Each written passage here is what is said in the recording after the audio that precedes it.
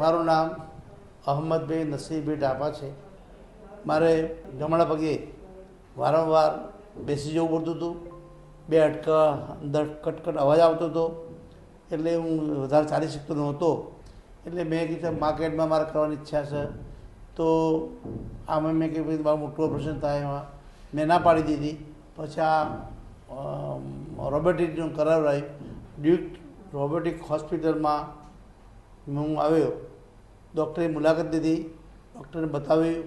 ડૉક્ટરે બધી તપાસ કરી. મેં મારી રજૂઆત કરી. એમને બધું કે તમારે થોડું ઓપરેશન કરવું પડશે. આજે મારા 27 દિવસ થયા. હું ચાલતો થઈ ગયો છું, પરોઠી પણ વાળું છું, અને તમામ મારું કામ હું કરી શકું છું.